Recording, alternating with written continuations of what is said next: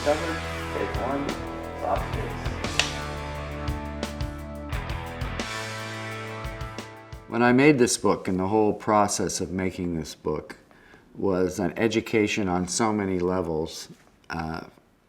First of all, in the art of manufacturing musical instruments, that was my biggest learning curve, because although I'd held the bass in my hands for over 40 years, I really had not given any thought to its invention and its early evolution.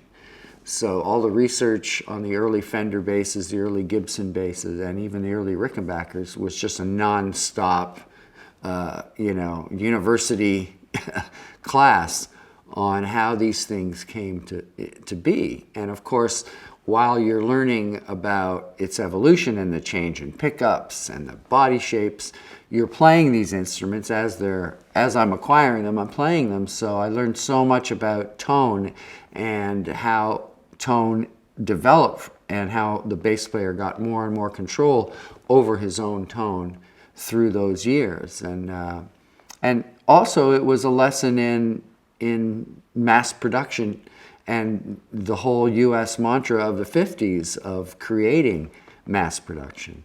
And that was a surprise for me, how much it encompassed in a very specific way the history of American manufacturing in the middle of the century, really.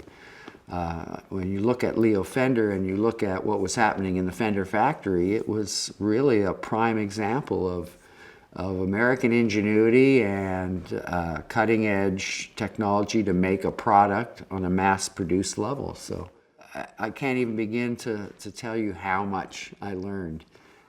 Now, whether I retain all that is another question. The original manuscript was 845 pages, as my editor likes to remind me. And of course we had to cut it down, and there were some smaller stories. One story that we did cut out of the book and was determined to be a bit too nerdy, even for me, but I love the story, and it's an examination of Jack Bruce's EB3s. Now, Jack Bruce was a big hero of mine, and in the earliest versions of the Gibson EB3, now this is going into nerd territory, he was seen playing a early version which, instead of the rotary selector, it had just a switch, a toggle switch. And it's very hard to find pictures of Jack Bruce with that toggle switch, but I did manage to find it. And I've talked to other bass players subsequently, like Bob Daisley, who at one time did own one with a toggle switch. So I wrote this really interesting comparison, because when you read interviews with Jack Bruce, he makes out like he only had one EB3. Yet I have all these pictures where he's not playing the same EB3. So I thought that was a really interesting sort of bit of nerdism, but my editor didn't agree, and it sort of went in the cutting room floor. Through all the interviews I did, I learned so much about their personal stories and their connection with the instrument, which was my focus. But when you talk about which bands would I have liked to have played with, any band I loved growing up, I dreamed of being able to play with.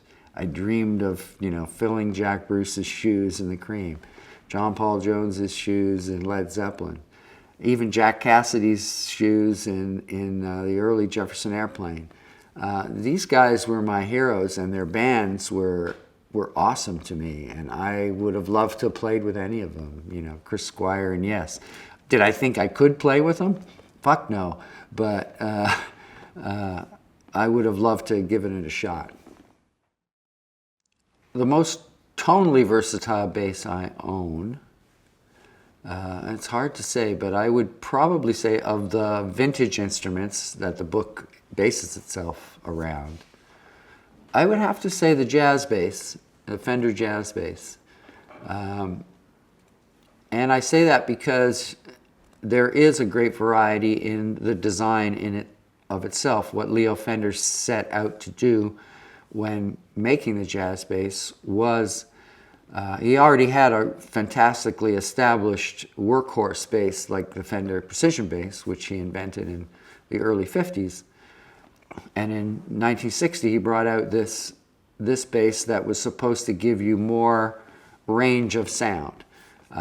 Now, the modern basses that are being made today, I'm sure, are much more versatile in some ways. But if you're talking about a vintage instrument, I would say the jazz bass has the ability to be bright, deep.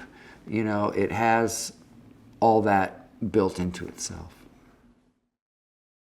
If I could play bass on any one song, of all the songs that I loved, it's very hard to choose one, but in particular, I guess I would say Roundabout by Yes, because having played that now with them at the Rock and Roll Hall of Fame many years later, it put me in mind about how much that song meant to me, and how rare it is to find a song that A, was a big hit single, B, was a complicated song by a complicated band, and C, was led by the drive and the sound of that bass part. So to me, it's one of the greatest bass parts ever written for a rock song. So I'd be very pleased if that had been me. The single most satisfying moment of me as a bass player in Rush is very hard to choose out of, 40 years of recorded music. When I think back of the songs that I love to play in Rush, I think of a lot of the material on the Clockwork Angels album, to me, was sort of a sweet spot, a song like The Garden, for example, which was largely written on bass, is one of my favorite bass parts, even though it's not the most complicated. I really couldn't choose one particular song out of a body of work as varied as ours. Of course, I think back to songs like YYZ or any of the crazy instrumentals we did over the years, and I'm very proud of that work. But it's hard to choose one. I've always thought that Rush's music really lent itself to theatrical reproduction, especially the concept albums such as 2112 or more recently Clockwork Angels. I think would be fantastic opportunities to orchestrate the music a little bit more, get into a whole different kind of presentation. But visually they're quite striking. The stories have a lot of potential in terms of staging and imaginative scenery, and I think they really are tailor-made for that, so I'd love to see that happen sometime. Judging a bass player is really about the context of that bass player. If I were to pick the greatest jazz fusion bassist of all time, of course it would be Jaco Pastorius.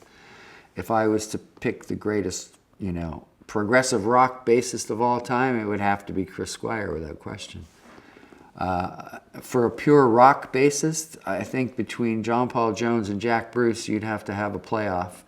And Jack's no longer with us, sadly, so I guess the crown goes to John Paul Jones. But I think it's all about context. It's very hard to pick one guy out and say he does that the best.